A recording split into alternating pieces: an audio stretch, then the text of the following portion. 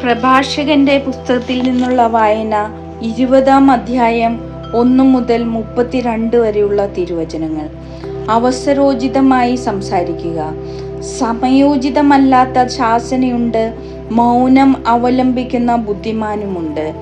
കോപം ഉള്ളിൽ വയ്ക്കുന്നതിനേക്കാൾ ഭേദമാണ് ശാസിക്കുന്നത്. കുറ്റമേറ്റു പറയുന്നവന് ശിക്ഷ ഒഴിഞ്ഞുകിട്ടും. അക്രമം കൊണ്ട് നീതി നടത്തുന്നവൻ കന്യകയുടെ ശുദ്ധി അപഹരിക്കാൻ ആഗ്രഹിക്കുന്ന ഷണ്ഡനെ പോലെയാണ്.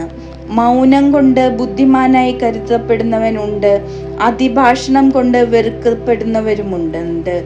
മറുപടി പറയാൻ കഴിവില്ലാത്തത് കൊണ്ട് മൗനം ദീക്ഷിക്കുന്നവനുമുണ്ട്. സംസാരിക്കേണ്ടത് എപ്പോഴാണെന്ന് അറിയാവുന്നത് കൊണ്ട് മൗനം പാലിക്കുന്നവനുമുണ്ട്. ഉചിതമായ സമയം വരെ ബുദ്ധിമാൻ മൗനം പാലിക്കും. പൊങ്ങച്ചക്കാരനും ഭോഷനും സമയം നോട്ടമില്ല.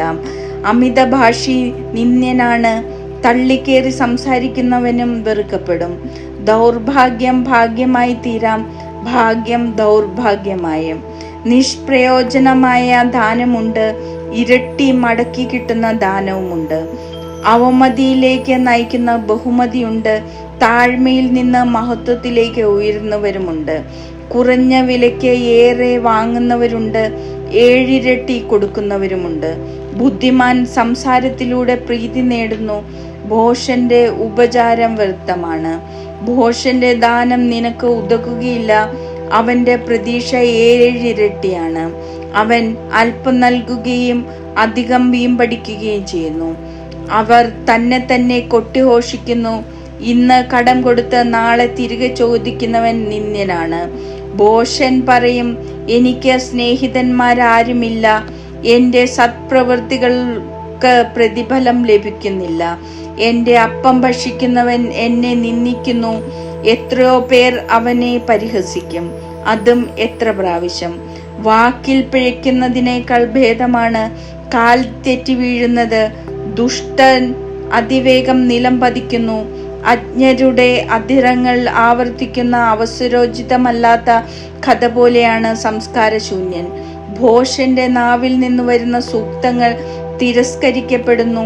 അവസരോചിതമല്ല അവന്റെ വാക്ക്. ദാരിദ്ര്യം പാപത്തിൽ നിന്ന് ഒരുവനെ അകറ്റി നിർത്താം. വിശ്രമവേളയിൽ മനസാക്ഷി അവനെ അലട്ടുന്നില്ല. അപമാന ഭീതിയാൽ നശിക്കുന്നവരുണ്ട്, ഭോഷന്റെ വാക്ക് ഭയന്ന് ജീവൻ ഒടുക്കുന്നവരുമുണ്ട്. മിഥ്യാഭിമാനം നിമിത്തം സ്നേഹിതന് വാഗ്ദാനം നൽകുന്നവൻ അനാവശ്യമായി അവന്റെ ശത്രുത നേടുന്നു. നുണ വികൃതമായ കറയാണ്, അജ്ഞന്റെ അതരത്തിൽ അത് എപ്പോഴും കാണും. കള്ളൻ നുണയനേക്കാൾ ഭേദമാണ്, 2 പേരുടെയും വിധി നാശം തന്നെ. നുണ പറയുന്ന പ്രവണത അപകീർത്തി വരുത്തുന്നു, അവമാനം അവനെ അനുധാവനം ചെയ്യും. ബുദ്ധിപൂർവമായ സംസാരം ഉത്കർഷത്തിന് നിദാനം. വിജ്ഞൻ മഹാന്മാരെ പ്രസാദിപ്പിക്കും. മണ്ണിൽ അധ്വാനിക്കുന്നവൻ വിളവ് കുന്നുകൂട്ടും. പ്രബലരെ പ്രീതിപ്പെടുത്തുന്നവന്റെ തെറ്റുകൾക്ക് മാപ്പ് ലഭിക്കും. സമ്മാനങ്ങളും ദാനങ്ങളും ജ്ഞാനികളെ അന്ധരാക്കുന്നു. വായിൽ തിരികിയ തുണി പോലെ അവ ശാസനകളെ നിശബ്ദമാക്കുന്നു.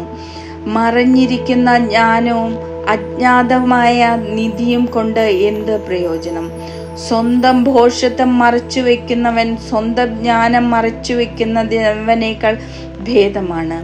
കർത്താവിനെ തേടുന്ന ദീർഘക്ഷമയാണ് അനിയന്ത്രിതമായ ജീവിത സാരഥ്യത്തെക്കാൾ ഭേദം.